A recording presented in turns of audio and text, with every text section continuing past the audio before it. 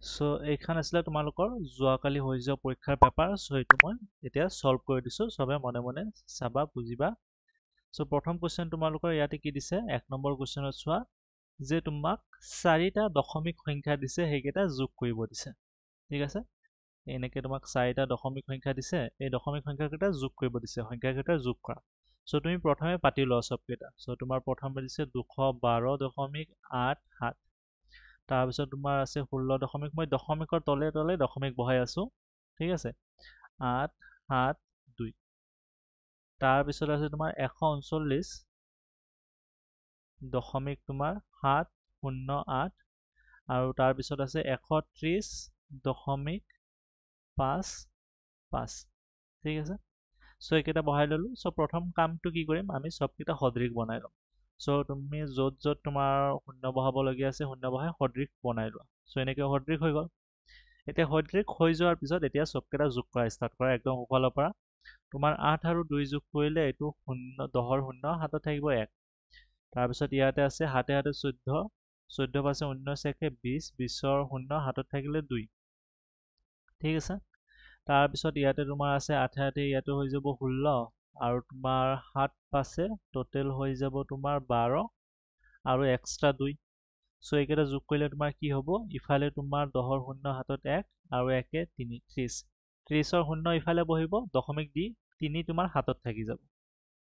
So এতিয়া এইফালে যোগ কৰা ষ্টাৰ্ট কৰা, তোমাৰ 2, 6, 9 আৰু 0 এইকেইটা যোগ কৰিলে কি হ'ব, তোমাৰ হাতত যে 3 আছিলে এইটো যদি আনি লোৱা তোমাৰ টোটেল হৈ যাব ইয়াতে 5, 5 6 11, 11 9 20, 20ৰ শূন্য হাতত থাকি যাব এইবাৰ আকৌ 2। তাৰপিছত 1 1 3 3, সো এইকেইটা যোগ কৰিলে তোমাৰ টোটেল কি হ'ব, 6 7 8 9 10, 10ৰ শূন্য হাতত থাকিব এইবাৰ 1, আৰু একদম লাষ্টত কি আছে 2 যোগ 1 যোগ 1 4, আৰু 1 তোমাৰ 5। সো 500 তোমাৰ উত্তৰ আহি গ'ল। অপশ্যন তোমাৰ বি 500 হৈ যাব। কেনেকৈ কৰিলো, প্ৰথমে পটাটোতো পতি ল'লা, তোমালোকে চবে পাতি ল'লা এনেকৈ পটা বুজি পাইছা চবে। তাৰপিছত সদৃশ বনাই ল'বা, য'ত য'ত শূন্য বহাব লাগে শূন্য বহাই সদৃশ কৰি ল'লা, মানে দশমিকৰ সোঁফালে একে সংখ্যক ঘৰ।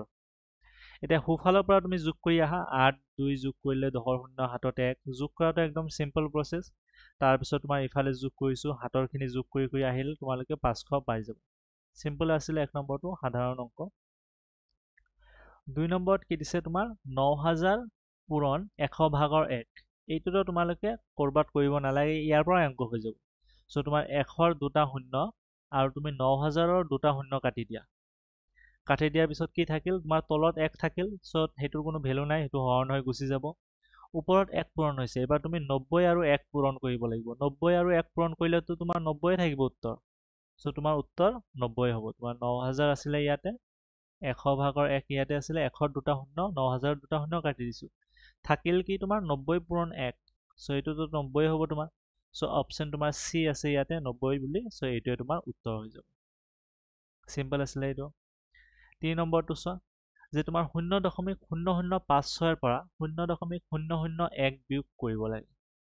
সো প্ৰথমে তুমি ইয়াতে ছাইডতে লিখি লোৱা। ঠিক আছে, ছাইডতে তোমাৰ প্ৰশ্নৰ যিটো দিছে য'ৰ পৰা বিয়োগ কৰিব লাগিছে সেইটো তুমি বহাই লোৱা।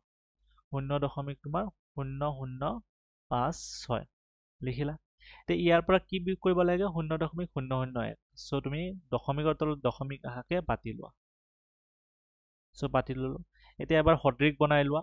ওপৰৰ সংখ্যাটোৰ দশমিকৰ সোঁফালে 4 ঘৰ আছে, তলৰ সংখ্যাটো 4 ঘৰ বনোৱাৰ কাৰণে এক্সট্ৰা এটা শূন্য বহাই দিলো। ঠিক আছে, শূন্য বহালে মানৰ কোনো পৰিৱৰ্তন নহয়, এইটো সদৃশ হৈ গ'ল। এতিয়া বিয়োগ কৰা ষ্টাৰ্ট কৰা। 6ৰ পৰা 0 বিয়োগ কৰিলেতো 6 নামি আহিব ইয়াতে। ঠিক আছে, তাৰপিছত 5ৰ পৰা 1 বিয়োগ হ'লে 4 হ'ব, আৰু বাওঁফালে তোমাৰ এইবিলাক চব শূন্য শূন্যই থাকি যাব। সো তোমাৰ 0.0046। অপশ্যন চোৱা, অপশ্যন ডিত তোমাক দিয়া আছে 0.0046। এইটো একদম চিম্পল আছে। প্ৰথমে তোমাৰ সংখ্যাটো প্ৰদত্ত সংখ্যাটো লিখিব লাগে, তাৰ পৰা এই সংখ্যাটো বা যিটো সংখ্যা বিয়োগ কৰিব দিছে সেইটো বহাই পেলাই সদৃশ বনাই ল'বা। সদৃশ হৈ যোৱাৰ পিছত বিয়োগ কৰি দিয়া, চিম্পল বিয়োগ। 6ৰ পৰা 0 গ'লে 6, 5ৰ পৰা 1 গ'লে 4, বাকীকেইটাতো 0। আৰু দশমিকৰ চিধাই চিধাই তোমাৰ দশমিক আহি যাব ইয়াতে। নেক্সট 4 নম্বৰ চোৱা, তলৰ কোনটো সৰু। ঠিক আছে, তলৰ কোনটো সৰু আৰু সৰু সংখ্যাটো আমি বাচিব হ'লে আমি পূৰ্ণ অংশখিনি প্ৰথমে চাওঁ ইয়াতেতো পূৰ্ণ অংশ নাই এটা সংখ্যাটো পূৰ্ণ অংশ নাই পূৰ্ণ অংশ সবকেইটা 0 হৈ আছে চোৱা এইটো 0 সবকেইটা 0 সো এতিয়া আমি সোঁফালৰ পৰা মানে দশমিকৰ সোঁফালৰ পৰা আমি এটা এটাকে তুলনা কৰি যাম আৰু আমি অংক কৰাৰ সময়ত এটাৰ তলত আনটো বহাই লৈছিলোঁ ইয়াতেতো বহাই দিছেই তোমাক এটাৰ তলত আনটো এনেকে বহাই দিছেই চোৱা অলৰেডি সো একো টেনশ্যন ল'ব নালাগে এটা এটাকে খালি এতিয়া তুলনা কৰিলেই হৈ যাব ঠিক আছে সো এটা এটাকে তুলনা কৰা দশমিকৰ সোঁফালে প্ৰথমটো কি আছে প্ৰথমটো তোমাৰ 6 আছে বিটো 6 আছে চিত কিন্তু 7 আছে সো 7 হোৱাৰ লগে লগে এইটো ডাঙৰ হৈ গ'ল সো এইটো বাদ যাব লগে লগে ঠিক আছে তোমাক আটাইতকৈ সৰু সুধিছে কিন্তু এইটো মনত ৰাখিবা সো আটাইতকৈ সৰু সুধিছে ডাঙৰ পাই গ'লে সেইটো কাটি দিবা সো এইটো ডাঙৰ ওলাই গ'ল কাটি দিলো ডি নম্বৰতো 6 আছে সো এই তিনিটা সমান হ'ল এ বি ডি এইকেইটাৰ দশমিকৰ সোঁফালে প্ৰথম ঘৰতে কেইটা সমান ওলালে এতিয়া তাৰ পিছৰ ঘৰ কেইটা চোৱা কাৰণ যেতিয়ালৈকে সমান হ'ব তাৰ পিছৰ ঘৰ চাই থাকিবা সো এইবাৰ তাৰ পিছৰ ঘৰত 8 আছে 2 নম্বৰ বিটো 8 আছে ডি নম্বৰত কিন্তু 9 আছে সো এইটো ডাঙৰ ওলাই গ'ল সো এইটোও কাটি দিয়া ডাঙৰ কেইটা নালাগে আমাক আটাইতকৈ সৰুহে লাগে ঠিক আছে তাৰপিছত কি আছে চোৱা তাৰপিছত এ নম্বৰত 9 আছে বি নম্বৰতো 9 আছে এ নম্বৰত তাৰপিছত 7 আছে বি নম্বৰতো 7 আছে এ নম্বৰত শেষত 3 আছে ঠিক আছে শেষত 3 আছে বি নম্বৰত শেষত কি আছে একো নাই মানে তোমাৰ 0 আছে কাৰণ তুমি যদি আগতেই সদৃশ বনাই ললা হয় তুমি গম পালা হয় যে ইয়াতে 0ই বহিব সদৃশ হৈ গ'ল কাৰণ সংখ্যাকেইটা তুলনা কৰাৰ আগতে সদৃশ বনাই ল'বা মই তোমালোকক কৈছো সদৃশ বনাই ল'লে অংক কৰাত ইজি হ'ব সো এই ক্ষেত্ৰতে সদৃশ যদি বনোৱাও নাই তথাপিও তুমিতো গম পাই আছা যে ইয়াতে 0 এটা আছে সো 0ৰ লগত যদি তুলনা কৰা ওপৰটো ডাঙৰ হৈ যাব লগে লগে ওপৰটো কেনচেল হৈ যাব 3টো 0তকৈ ডাঙৰ সো সেইটো কটা যাব সো অপশ্যন বি তোমাৰ আটাইতকৈ সৰু পাই গ'লা সো অপশ্যন তোমাৰ কুৱেশ্যন চাইটো কেনেকৈ কৰিলোঁ আমি তোমাৰ অপশ্যন কেনচেলেশ্যন মেথডেৰে মানে এটা এটাকে অপশ্যন আমি যিকেইটা নহ'ব সেইকেইটা কাটি কাটি কাটি কাটি যাই থাকিম শেষত আমাৰ শুদ্ধ উত্তৰটো থাকি যাব খালি সো এই ক্ষেত্ৰতো এইটো হ'ল আমি প্ৰথমৰ পৰা এটা এটা ঘৰ তুলনা কৰি যাই আছোঁ চি নম্বৰটো প্ৰথমে কটা গ'ল কাৰণ প্ৰথমে 7 পাই গ'লোঁ ডাঙৰ পাই গ'লোঁ তাৰপিছত ডি নম্বৰটো 2 নম্বৰ ষ্টেপতে কটা গ'ল কাৰণ 6ৰ পিছত 9 আহিলে বাকীকেইটাততো 8 আছিলে সো 9 ডাঙৰ পাই গ'লোঁ এইটোও কাটি দিলোঁ তাৰপিছত এ আৰু বিৰ মাজত আছিলে এ আৰু বিৰ আমি তুলনা কৰি যাই থাকোঁতে একদম শেষত এৰ শেষত 3 এটা পালোঁ কিন্তু 3ৰ তলত একোৱে নাছিল মানে অপশ্যন বিত তলত একোৱে নাছিলে মানে তাতে 0 আছে সো 0ৰ লগত তুলনা কৰোঁতে 3 ডাঙৰ পাই যাম সো 3 লগে লগে মানে ওপৰৰ অপশ্যনটো লগে লগে কটা যাব যিহেতু ডাঙৰ পাই গ'লোঁ অপশ্যন বিটো তোমাৰ এনচাৰ হৈ যাব নেক্সট কুৱেশ্যন চোৱা 5 নম্বৰ যে তোমাৰ 5 সমস্ত 4 ভাগৰ 3ক দশমিক ভগ্নাংশলৈ পৰিৱৰ্তন কৰা ঠিক আছে সো দশমিক ভগ্নাংশলৈ পৰিৱৰ্তন কৰা এইটো তোমাৰ ট্ৰিক কুৱেশ্যন আছিলে এইটো অংক কৰাৰ দৰকাৰ নাই এনেকুৱা অংক তোমালোকক বুজাইছিলোঁ যে তোমাৰ 5 সমস্ত 4 ভাগৰ 3ক তুমি কেনেকৈ লিখিব পাৰিবা 5 যোগ 4 ভাগৰ 3 সো এতিয়া তোমাৰ 5টো পূৰ্ণ ভাগত থাকিবই লাগিব কাৰণ 5 পূৰ্ণ অংশ হয় আৰু 4 ভাগৰ 3 ভগ্নাংশ সো পূৰ্ণ অংশটো দশমিকতো থাকিয়ে যাব পূৰ্ণ অংশ হিচাপেই থাকি যাব ঠিক আছে পূৰ্ণ অংশ যিটো আছে এই পূৰ্ণ অংশটো দশমিকত লৈ যোৱাৰ পিছতো পূৰ্ণ অংশত এইটোৱে থাকি যাব সো তুমি এ বি চি ডি অপশ্যন চোৱা মাত্ৰ তোমাৰ অপশ্যন চিতহে পূৰ্ণ অংশটো 5 আছে সো এইটো উত্তৰ হ'বই লাগিব বাকীকেইটাত 3 আছে 4 আছে 4 আছে এইবিলাকতো হ'বই নোৱাৰে পূৰ্ণ অংশটোৱে মানে কাৰেক্ট নহয় সো পূৰ্ণ অংশত 5 থাকিবই লাগিব সো 5 সমস্ত 4 ভাগৰ 3ক দশমিক ভগ্নাংশলৈ লৈ গ'লে সেইটো 5 দশমিক কিবা আহিব 5.75 আহিব নে কিবা আহিব সেইটো আমি নাজানো কিন্তু দশমিকৰ আগত 5 থাকিবই লাগিব পূৰ্ণ অংশটো 5 হ'বই লাগিব সো অপশ্যন চিটো তোমাৰ ডাইৰেক্ট এনচাৰ হৈ আছে সো এইটো ট্ৰিক কুৱেশ্যন আছিলে বাকীকেইটা তোমাৰ অংক কৰাৰ দৰকাৰ নাই অংক যদি কৰিও লোৱা তুমি যেনেকৈ কৰা ভগ্নাংশত লৈ কৰা নাইবা তুমি এনেকৈ 4 ভাগৰ 3টো ওলাই পেলাই যোগ কৰি দিয়া যেনেকৈ কৰা 5.75 পাবা সো এইটো ওলোৱাৰ দৰকাৰে নাছিলে একচুৱেলি ঠিক আছে কেনেকৈ গম পালোঁ পূৰ্ণ অংশটো 5 হ'বই লাগিব যিহেতু তোমাৰ 5 সমস্ত 4 ভাগৰ 3 ভগ্নাংশত পূৰ্ণ অংশটো 5 আছে তেনেহ'লে দশমিকত যোৱাৰ পিছতো পূৰ্ণ অংশ 5 থাকিব লাগিব সো অপশ্যন চি এনেকৈ তোমাৰ এনচাৰ হৈ যায় তাৰপিছত তোমাৰ 6 নম্বৰটো চোৱা ভগ্নাংশলৈ ৰূপান্তৰ কৰা 100.01 ঠিক আছে 100.01 চ' এতিয়া তোমালোকে ভাবিব পাৰা যে প্ৰশ্ন তোমালোকে যেতিয়া কালি প্ৰশ্ন তোমালোকে কৰিছিলা পৰীক্ষা দিছিলা তাতে তোমাক ইয়াতে 100 যোগ 1000 ভাগৰ 1 এনেকে অপশ্যন কেইটা দিয়া আছিলে ঠিক আছে চ' এই যোগ মানে কি এইটো যোগ মানে এইটো সমস্তই হৈ যাব 100 সমস্ত 1000 ভাগৰ 1 হৈ যাব চ' এইটো সমস্তই আছিলে ঠিক আছে এই যোগ মানে এইটো সমস্তই বুজাই আছিলে যিয়ে নহওক চ' এইটো কৰিলে কেনেকুৱা হ'ব তোমাৰ কি দিছে এইটো 100.01 চ' এইটো কৰাৰ বেলেগ বেলেগ ধৰণৰ আছে প্ৰথমে তুমি ডাইৰেক্ট ভগ্নাংশলৈ লৈ তুমি সেইটো মিশ্ৰ ভগ্নাংশত আনিব পাৰা নহ'লে তুমি এইটো আগতে ভাগ কৰি ল'ব পাৰিবা ঠিক আছে চ' আগতে তুমি ভাগ কৰি লোৱা 100.01ক যদি আগতে ভাগ কৰি লোৱা 100.01 চ' এইটো যদি প্ৰথমে তুমি 100 তাৰপিছত যোগ 0.01 লিখা এনেকৈও লিখিব পৰা যায় ভগাই লিখিব পাৰিবা ঠিক আছে তাৰপিছত খালি তোমাৰ 0.01ক যদি ভগ্নাংশলৈ লৈ যোগ কৰি দিয়া তথাপি আহি যাব এইটো বহুত ধৰণ আছে মই দুটা নিয়ম দেখাই দিছোঁ প্ৰথমেতো তুমি এনেকৈ ভাগ কৰি ল'লা 0.1ত কেনেকৈ লিখিব পাৰিবা তুমি 100 ভাগৰ 1 বুলি লিখিব পাৰিবা আৰু ইফালে তোমাৰ 100 যোগ হৈয়ে আছে চ' 100 যোগ হৈ মানে এইটো সমস্ত হৈ যাব চ' 100 সমস্ত 100 ভাগৰ 1 এনেকৈ কৰিলেও হ'ব নাইবা কোনোবাই ডাইৰেক্ট ভগ্নাংশলৈ লৈ যাব পাৰিবা চ' 100.01ক ভগ্নাংশলৈ লৈ গ'লে কি হ'ব তোমাৰ 1001 হৰণ 100 হৈ যাব কাৰণ দশমিক গুচি যাব ওপৰৰ পৰা আৰু তলত 1ৰ পিঠিত দশমিকৰ সোঁফালে যিকেইটা ঘৰ আছিলে সেইকেইটা শূন্য চ' তোমাৰ 1001 তোমাৰ 10001 হৰণ 100 হৈ যাব এতিয়া এইটোৰ পৰা তুমি খালি সমষ্টিত লৈ গ'লে হ'ল কাৰণ 10000ৰ মাজত 100 কেইবাৰ যাব 100 বাৰ যাব 10000ৰ মাজত 100 বাৰ যায় তুমি হৰণ কৰি চাব পাৰা ছাইডত চ' 10000ৰ মাজত 100 বাৰ যায় আৰু বাকী কিমান থাকিব 1 বাকী থাকিব চ' তোমাৰ এইটো 100 সমস্ত 100 ভাগৰ 1 তুমি ছাইডত পাতি কৰি ল'ব পাৰা এনেকৈ যদি পাতি কৰি লোৱা তোমালোকে যদি এনেকৈ পাতি কৰি লোৱা 100 দি যদি হৰণ কৰা তোমাৰ টোটেল 100 পূৰণ কৰিলে 10000 হয় ঠিক আছে বিয়োগ কৰি দিলে 1 বাকী থাকে চ' তোমাৰ ভাগফল এইটো সমস্ত হৈ যাব 100 সমস্ত 100 ভাগৰ 1 পাই যাবা চ' সেইটোৱে তোমাৰ উত্তৰ অপশ্যন তোমাৰ চি উত্তৰ হৈ যাব 100 সমস্ত 100 ভাগৰ 1 6 নম্বৰটোৰ উত্তৰ কি হ'ব অপশ্যন চি 100 সমস্ত 100 ভাগৰ 1 নেক্সট 7 নম্বৰটো চোৱা যে তোমাৰ 7 0.7 আৰু 0.007ৰ পূৰণফল হ'ব ঠিক আছে এই চবকেইটা পূৰণ কৰিব লাগে চ' তুমি 7 পূৰণ 0.7 পূৰণ 0.007 কৰিব লাগে চ' পূৰণৰ ক্ষেত্ৰত মই তোমালোকক নিয়মটো কি কৈছিলোঁ যে তোমালোকে দশমিক নাই বুলি ভাবিবা যে দশমিক নায়েই এইটো অংকত সেনেকে ভাবি অংকটো কৰি দিবা অংক হৈ যোৱাৰ পিছত তুমি গণি গণি কেইঘৰ বাওঁফালে দশমিক হ'ব সেইটো গণি ওলালে হ'ল চ' প্ৰথমে যদি দশমিক নাই বুলি ভাবা এই চবকেইটা হাতে বনি যাব এইটো হাত এইটো হাত এইটো হাতে হৈ যাব চ' 7 তিনিটা পূৰণ কৰিলে কি হয় তোমালোকে যদি হাতৰ ঘন জানা গম পাই যাবা যে এইটো 343 হৈ যাব 7 তিনিটা পূৰণ কৰিলে বা হাতৰ ঘন 343 হয় পূৰণ কৰিও চাব পাৰা ছাইডতে চ' 7 আৰু 7 গণে তোমাৰ 49 7 গণে তোমাৰ 343 পাবা চ' যেনেকৈ কৰা যদি মুখস্থ আছে পটকে আহি যাব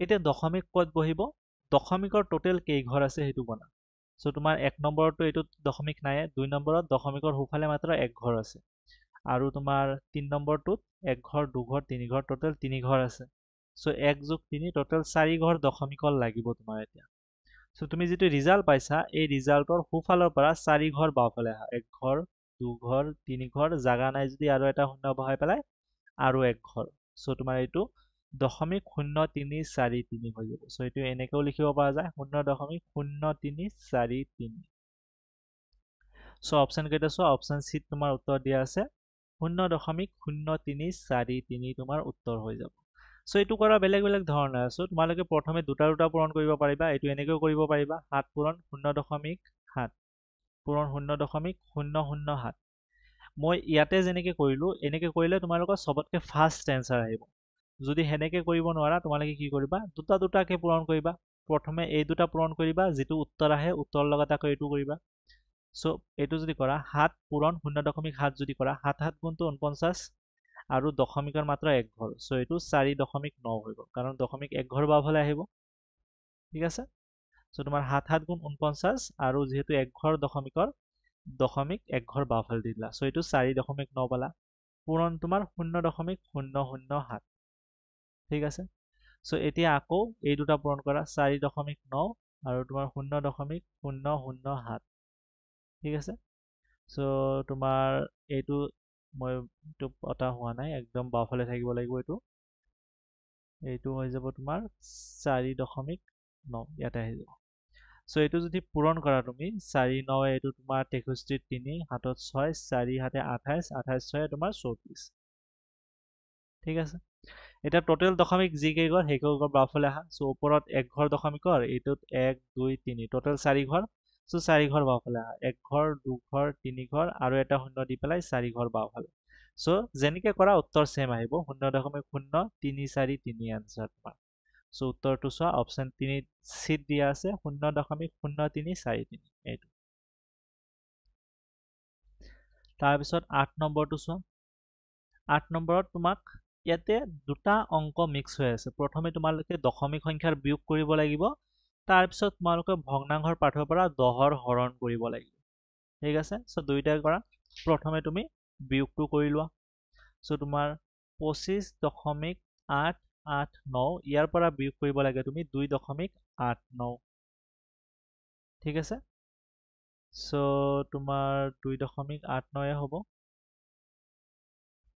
এইটো 2.89 এইটো বিয়োগ কৰিব লাগে ইয়াতে মাজতে এটা শূন্য ঠিক আছে মই চাই লৈ আছো কি আহে আনসাৰ সো ইয়াতে গ্যাপটো থাকিব নালাগিছিলে সো এইটো যদি বিয়োগ কৰো প্ৰথমে সদৃশ বনাই লোৱা তলৰ সংখ্যাটোত চোৱা তোমাৰ দশমিকৰ সোঁফালে দুটা ঘৰ আছে ওপৰৰ সংখ্যাটোত দশমিকৰ সোঁফালে তিনি ঘৰ আছে সো তলত আৰু এটা শূন্য বহাই দিয়া তিনি ঘৰ হৈ যাব সো এতিয়া বিয়োগ কৰা ষ্টাৰ্ট কৰা এইটো বিয়োগ কৰিব লাগে সো বিয়োগ কৰিলে 9 ৰ পৰা 9 গলে 9 তোমাৰ 8 ৰ পৰাটো 9 বিয়োগ নহয় বাওঁফালৰ পৰা এক ধাৰে আনিলো 18 18 ৰ পৰা 9 গলে 9 আকৌ বাওঁফালে তোমাৰ 7 আহিলে 7 ৰ পৰাটো 8 বিয়োগ নহয় 5 ৰ পৰা যদি এক ধাৰে আনো 17 হৈ যাব ঠিক আছে 17 ৰ পৰা যদি 8 যায় তথাপিও 9 থাকে সো দশমিকৰ চিধাই চিধাই দশমিক আহিব এতিয়া তোমাৰ ইয়াতে থাকিলে 24 24 ৰ পৰা 2 বিয়োগ হলে এইটো হৈ যাব তোমাৰ 4 ৰ পৰা 2 বিয়োগ হলে এইটো থাকিব 2 আৰু বাওঁফালে 2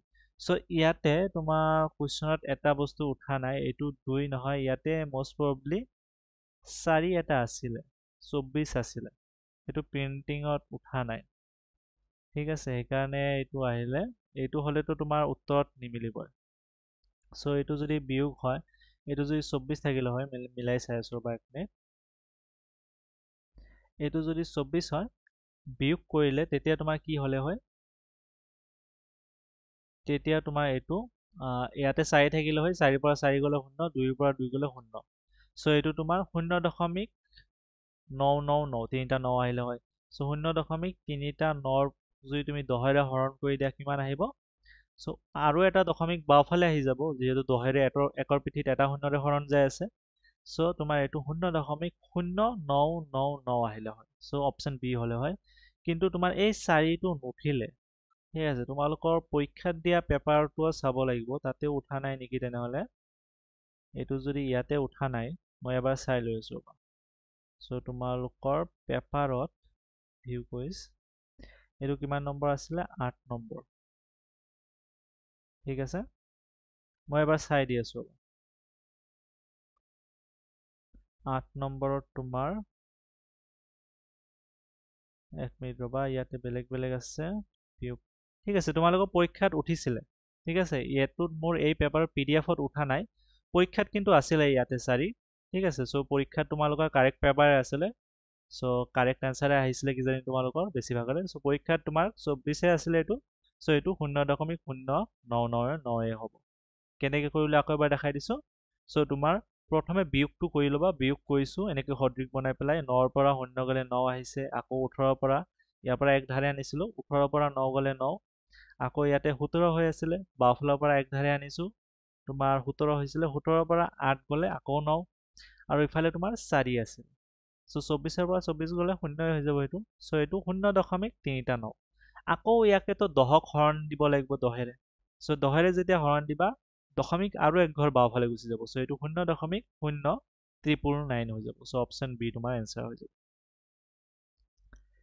এতিয়া 9 নম্বৰটো চোৱা ঠিক আছে চ' 9 নম্বৰটো চ' এইটো তোমাক দশমিক সংখ্যাৰ হৰণ চিধা চিধি চ' এইটো হৰণ তোমালোকে কেনেকৈ কৰিবা মই ডাইৰেক্ট কৈছোঁ চ' তোমালোকে এইটো 55.55 যিটো আছে এইটোক এনেকৈ হৰণ দিবা হৰণটো এনেকৈ পাতি ল'বা প্ৰথম কাৰণ তেতিয়া এই দশমিকটোক ভগ্নাংশ বনোৱাটো ইজি হ'ব আমাক ভগ্নাংশটো বনাব লাগিব ডাইৰেক্ট হৰণটো প্ৰব্লেম হৈ যাব যদি কোনোবাই এইটো কৰিছা চ' মই আগতে এবাৰ কৈছোঁ তাৰপিছত ভুল কেনেকৈ হয় সেইটোও দেখাই দিম চ' এইটো প্ৰথমে এনেকৈ কৰিবা তাৰপিছত ভগ্নাংশ বনাবা এইটোৰ পৰা ভগ্নাংশ বনালে তোমাৰ এইটো 5555 হৰণ তোমাৰ 100 হৈ যাব আৰু ইফালে তোমাৰ যদি এইটো হৰণক পূৰণ বনাই দিয়া এইটো তোমাৰ 100 ভাগৰ তোমাৰ 100 ভাগৰ নহয় এইটো তোমাৰ 1 ভাগৰ 55 হৈ যাব মই কাটি দিছোঁ তোমাৰ 55 ভাগৰ 1 চ' এইটো প্ৰতিক্ৰম হৈ যাব 55 ভাগৰ 1 ঠিক আছে হৰণক পূৰণ যিহেতু বনালো সোঁফালে যিটো সংখ্যা সেইটো প্ৰতিক্ৰম হৈ যায় 55ৰ প্ৰতিক্ৰম 55 ভাগৰ 1 এইটো হ'ল এতিয়া কি কৰিবা এতিয়া 5555ক তুমি 55ৰে হৰণ কৰিব লাগিব চ' তুমি আগতে কটাকটি কৰিলা ইজি হ'ব যদি 5ৰে কাটা 55ৰ মাজত 11 বাৰ যাব 5ৰে এইকেইটাক কাটিলে তোমাৰ 1111 পাবা আৰু ঠিক আছে চ' আকৌ এবাৰ যদি লিখি লোৱা ইয়াতে 4টা 1 হৰণ তোমাৰ 100 পূৰণ 11 ভাগৰ 1 এইটো আহিলে চ' এতিয়া তুমি 11 দি 1111ক কাটিব লাগে চ' এইটো যদি কাটা 11 দি 1111ক কাটিলে তোমাৰ 101 বাৰ যায় ঠিক আছে চ' কাৰোবাৰ যদি 11 বাৰ যায় আছে কিন্তু ভুল হৈ যাব যদি 11 দি 1011ক কাটিছা তোমাৰ 11 বাৰ গৈছে তেনেহ'লে কিন্তু ভুল হৈ যাব চ' সেইটোৱে মই দেখাই দিম কেনেকৈ ভুল হয় চ' এইটো 101 বাৰ যাব কেনেকৈ তোমালোকে ছাইডত পূৰণ কৰি চাব পাৰা তোমাৰ 101 পূৰণ 11 যদি কৰা চ' এইটো কিমান পাবা এইটো যদি পূৰণ কৰা তেনেহ'লে তোমাৰ 1 চ' 1111ই পাবা চ' তাৰমানে তোমাৰ অংকটো কাৰেক্ট আছে চ' এইবাৰ তুমি 101ক 100ৰে হৰণ কৰিব লাগে চ' 100ৰে হৰণ কৰিলে দশমিক 2 ঘৰ বাওঁফালে যাব চ' তোমাৰ এইটো 1.01 এনচাৰ হৈ যাব চ' অপশ্যন ডি তোমাৰ কাৰেক্ট এনচাৰ 1.01 ঠিক আছে চ' এতিয়া যদি কোনোবাই এনেকৈ কৰিছিলা যে 55.55ক 55ৰে হৰণ কৰিছোঁ চিধা মোৰ 55ৰে এইটো কাটি দিছোঁ 1.1 পাইছোঁ লগে লগে কিন্তু ভুল হৈ যাব ঠিক আছে সেইকাৰণে মই দিছিলোঁ যাতে তোমালোকে এইটো মানে শিকিব পাৰা এইটো 1.1 নহয় তোমালোকে পুৰা প্ৰচিডিউৰ মেইনটেইন কৰি অংকটো কৰিবা এইটো তোমাৰ 1.01 হে এনচাৰ আহিব কেনেকৈ কৰিছিলোঁ চ' প্ৰথমে তোমালোকৰ যিটো মই মেথড শিকিছিলোঁ ভগ্নাংশ বনাই দিবা ভগ্নাংশ বনাই পেলাই এনেকৈ কৰিবা কটাকটি কৰি ল'ব 5ৰে কাটিলে 11 বাৰ যায় ওপৰত আৰু তলত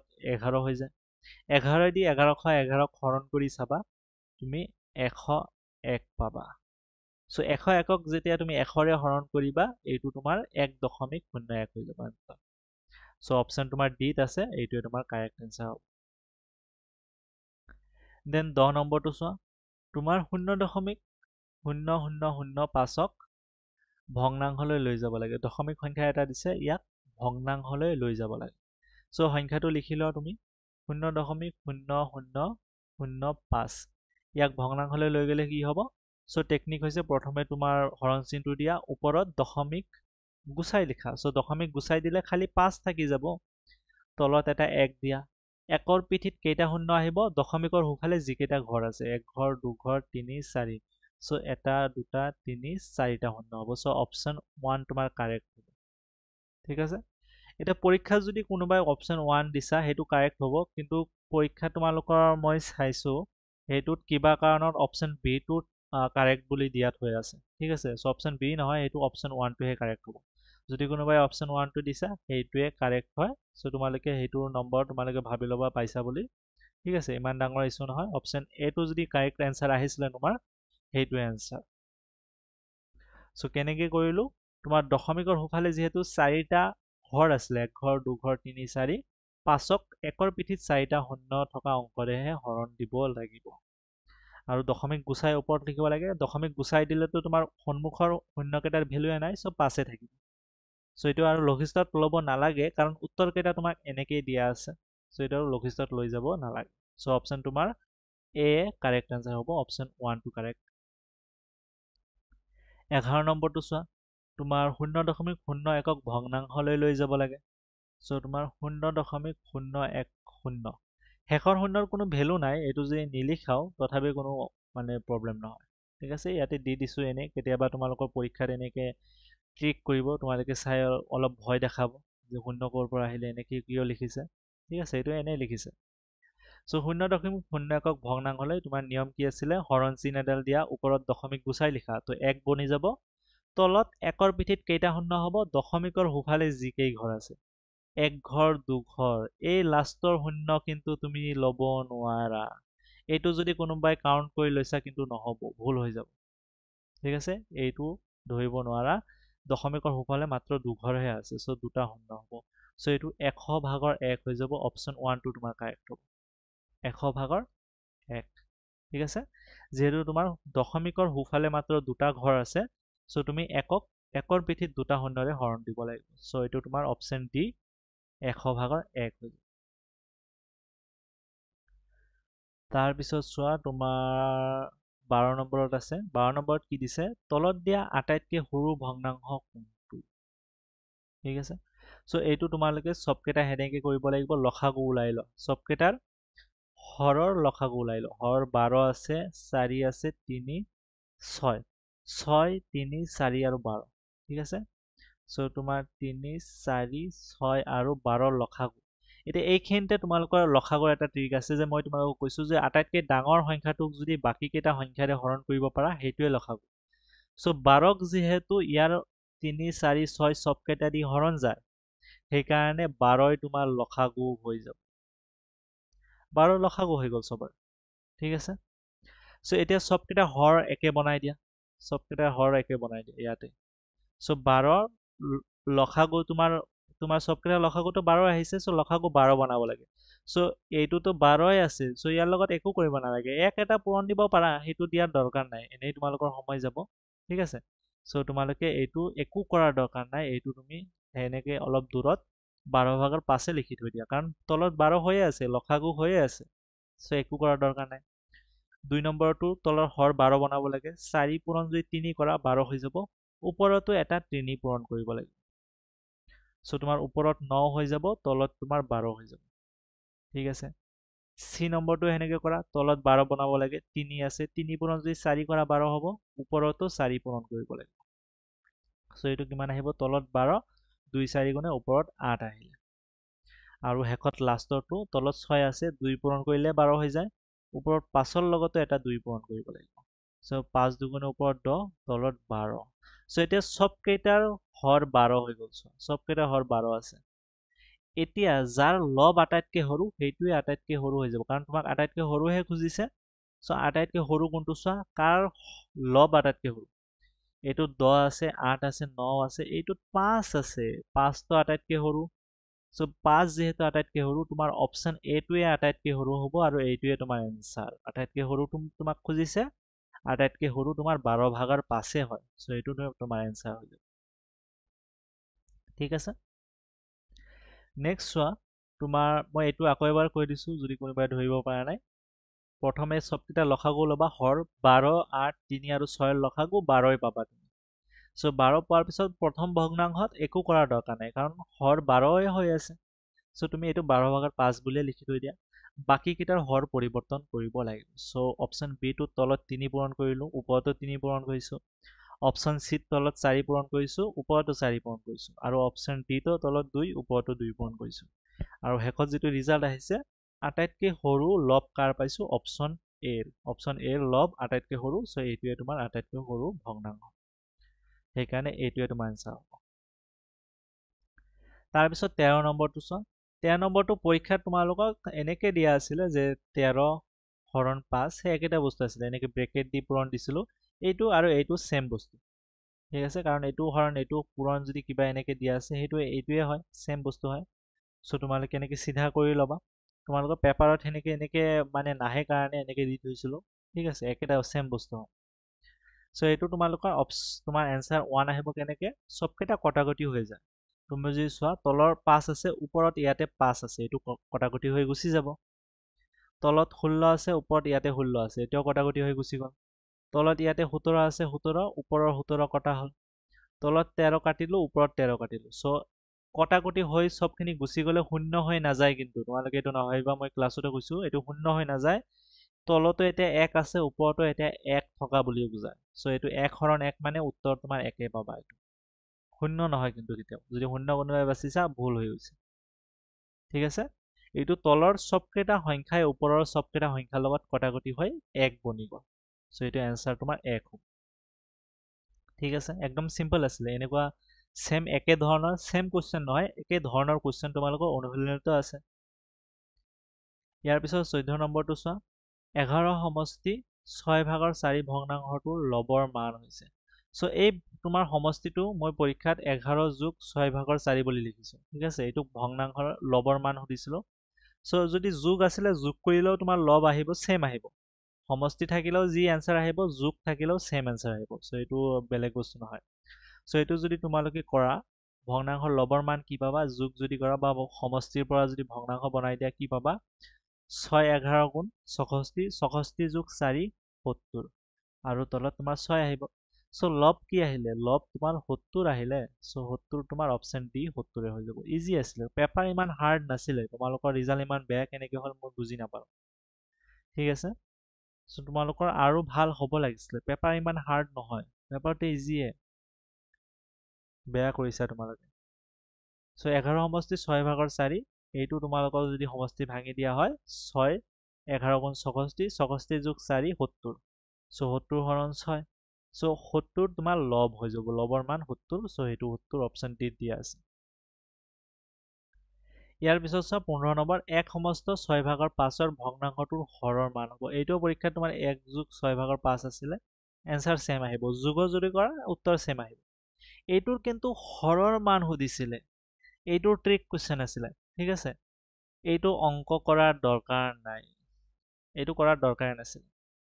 ভগ্নাংশটোৰ হৰৰ মান কি হ'ব, হৰৰ মান তুমি ভগ্নাংশতে ৰাখা বা মিশ্ৰ ভগ্নাংশতে ৰাখা, হৰৰ মানটো কেতিয়াও পৰিৱৰ্তন নহয়, হৰ সেইটোৱে থাকে সদায়। চ' এইটো অপশ্যন বি 6 হ'ব।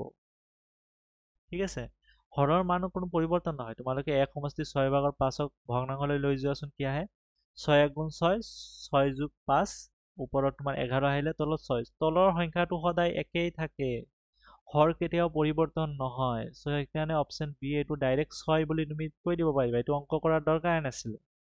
ঠিক আছিলে, হৰৰ 6 থাকিব, প্ৰথমেও হৰ 6 আছিলে, পিছতো 6 থাকিব। চ' এইটো অপশ্যন বি 6 হৈ যাব। তাৰপিছত তোমাৰ 16 নম্বৰটো চোৱা, এটা সংখ্যাৰ 5/2 হল 40, সংখ্যাটো হৈছে। চ' তোমাক এটা সংখ্যা দিছে, সংখ্যাটো যদি তুমি 5/2 ওলোৱা 40 পোৱা, তেনেহ'লে সংখ্যাটো কি হ'ব। চ' সংখ্যা তুমি ধৰি লোৱা, সংখ্যা বুলিও লিখিব পাৰিবা, বা তুমি বি বুলি ধৰিলা, ধৰা হ'ল সংখ্যাটো বি। এনেকে তোমালোকে পৰীক্ষাত এইবিলাক লিখিব নালাগে, তোমালোকে মনে মনে ভাবিবা খালি যে সংখ্যা সমান সমান বি। চ' যদি সংখ্যাটো বি হয়, তেনেহ'লে বিৰ 5/2 অংশ 40 হয়। চ' বিৰ 5/2 অংশ ওলোৱাচোন, বি পূৰণ 5/2 সমান সমান 40 হ'ব লাগিব, এইটো প্ৰশ্ন মতে। ঠিক আছে, বিৰ যদি 5/2 ওলাই দিয়া, তোমাৰ 40 হ'ব লাগিব। সংখ্যা আমি কি ধৰিছো, সংখ্যা আমি বি বুলি ধৰিছো, আৰু আমাক কৈছে যে সংখ্যাৰ 5/2 হ'ল 40। চ' সংখ্যা বি, বিৰ 5/2 ওলাইছো, 40 পাইছো। ঠিক আছে, চ' ইয়াৰ পৰা বিৰ মান ওলাই দিয়া খালি। চ' তুমি বি বাওঁফালে ৰাখা, বি বাওঁফালে ৰাখা, বি বাওঁফালে ৰাখিলো।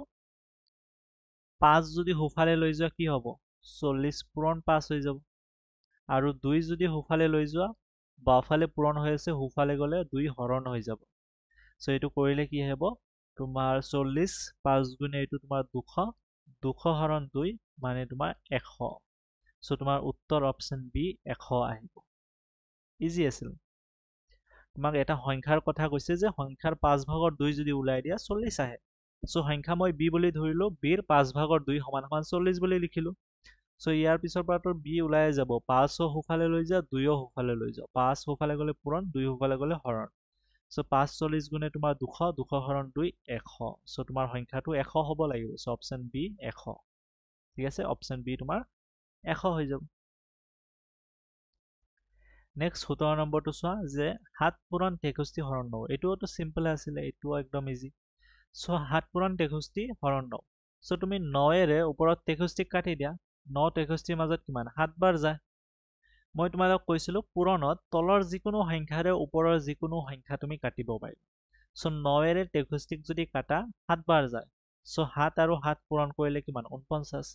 একদম চিম্পল আছিলে। এইবিলাকতো তোমাৰ কিছুমান অংক এনেকুৱা আছিলে তোমালোকে একো লিখাৰো দৰকাৰ নাই, মুখে মুখে হৈ যাব সেইবিলাক অংক। এই অংকটোৱে চোৱা 9ৰে 63 মাজত 7 বাৰ যায়, 7 7 গুণে 49। অপশ্যন চি শেষ। 18 নম্বৰটো চোৱা যে 8 ভাগৰ 5ৰ পৰা কি বিয়োগ কৰিলে ভাগ শেষ 8 ভাগৰ 3 পোৱা যায়। ঠিক আছে, 8 ভাগৰ 5ৰ পৰা কি বিয়োগ কৰিলে 8 ভাগৰ 3 পোৱা যায়। এইটো অংক কৰাৰ দুই ধৰণ আছে। ঠিক আছে, প্ৰথমটো মই শ্বৰ্টকাট যদি কোনোবাই ভাবিব পাৰা তেনেহ'লে এটা শ্বৰ্টকাট আছে, সেইটোৱে মই প্ৰথমে দেখাইছোঁ যে 8 ভাগৰ 5ৰ পৰা কি বিয়োগ কৰিলে 8 ভাগৰ 3 পোৱা যায়। চ' তোমালোকে যদি ডাইৰেক্ট ব্ৰেইনত আনিব পাৰা যে 8 ভাগৰ যদি মই 2 কৰি দিওঁ, এইটো বিয়োগ কৰিলেতো তলত 8 8হে থাকিব, ওপৰত 2 ডাইৰেক্ট যাই বিয়োগ হৈ যাব। চ' 5ৰ পৰা 2 বিয়োগ হ'লে 8 ভাগৰ 3টো পামেই মই। চ' এইটো যদি ভাবিব পাৰিছা তেওঁতো একদম পটকে এনচাৰ আহিব। ঠিক আছে, লগালগি এনচাৰ আহি যাব। তাৰপিছত খালি এটা কাম কৰিব লাগিব, 8 ভাগৰ 2 যে তুমি উত্তৰ পালা এইটোক লঘিষ্ঠ কৰিব লাগিব। 8 ভাগৰ 2 লঘিষ্ঠ কৰিলে কি হ'ব 2ৰে 2ৰ মাজত এবাৰ, 2ৰে 8ৰ মাজত 4 বাৰ। চ' 4 ভাগৰ 1 অপশ্যন তোমাৰ এ হৈ যাব। 4 ভাগৰ 1 এইটোৱে উত্তৰ হৈ যাব। এতিয়া এনেকে যদি ভাবিব নোৱাৰা তোমালোকৰ নৰ্মেল যিটো মেথড সেনেকে কৰিবা। নৰ্মেল মেথডটো কি, সংখ্যা ধৰি ল'বা যে কি বিয়োগ কৰিলে 8 ভাগৰ 5 পোৱা যায়। আমি ধৰি ল'লো যে বি বিয়োগ কৰিলে, বি বা A B C D X Y Z তোমাৰ যি ইচ্ছা তাকে বিয়োগ কৰা, তোমাৰ যিকোনো এটা সংখ্যা ধৰি ল'ব পাৰিবা, প্ৰব্লেম নাই। চ' তুমি কি কৰিবা 8 ভাগৰ 5ৰ পৰা বি বিয়োগ কৰিলে 8 ভাগৰ 3 লিখি দিবা। চ' তোমাৰ 8 ভাগৰ, মই ইয়াতে এইকেইটা মুচি লিখিছোঁ আকৌ ৰ'বা, ওপৰখিনি মুচি দিছোঁ।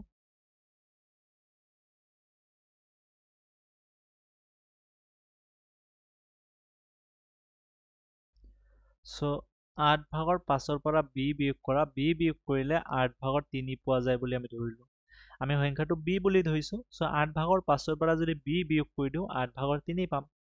ঠিক আছে, এতিয়া অংকটো কৰি দিয়া। এতিয়া অংক কৰিলে কি হ'ব, তোমাৰ বি বিয়োগ হৈ আছে, বি সোঁফালে লৈ যোৱাচোন। ঠিক আছে, বি সোঁফালে লৈ গ'লে বি যোগ হ'ব, কাৰণ আমাক বিয়োগ বিটো নালাগে, আমাক যোগ বিহে লাগে, মানে নৰ্মেল বিটো লাগে, বিয়োগটো নালাগে। চ' 8 তুমি বি সোঁফালে লৈ যোৱা, বাওঁফালে 8 ভাগৰ 5 থাকিল, সোঁফালে তোমাৰ 8 ভাগৰ 3 যোগ বি হৈ যাব। এতিয়া তুমি 8 ভাগৰ 3 বাওঁফালে লৈ আহা। ঠিক আছে, চ' 8 ভাগৰ 5 আছিলে, এতিয়া 8 ভাগৰ 3 বাওঁফালে আনিলে বিয়োগ 8 ভাগৰ 3 হৈ যাব, কাৰণ বাওঁফালে আহিলে যোগ বিয়োগ হৈ যাব। সোঁফালেতো যোগ হৈ আছিলে, বাওঁফালে আহিলে বিয়োগ হৈ যাব। চ' সোঁফালে তোমাৰ খালি বি থাকিলে। এতিয়া অংকটো কৰিলে উত্তৰ আহি যাব। চ' তোমাৰ 8 আৰু 8ৰ লসাগুটো 8হে, ওপৰত 5ক বিয়োগ 3 হৈ যাব, আৰু সোঁফালে তোমাৰ বি। চ' 5ৰ পৰা 3 গ'লে 2, তলত 8 সমান সমান তোমাৰ বি।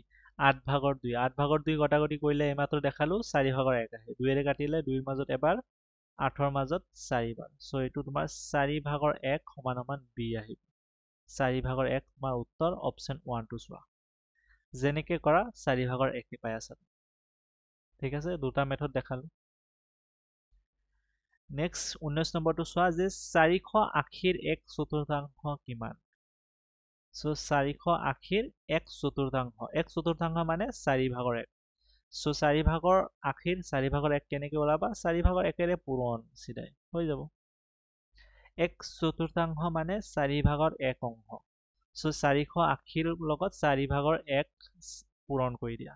চ' 1/4 ওলাই যাব, এইটো পূৰণ কৰিলে কি হ'ব 4 দি এইটোৰ মাজত তোমাৰ কেইবাৰ যাব 12 বাৰ, 48ৰ মাজত 12 বাৰ যায়। চ' তোমাৰ 120। চ' 120 তোমাৰ উত্তৰ হ'ব। অপশ্যন এত দিয়া আছে 120, এইটোৱে তোমাৰ এনচাৰ হ'ব।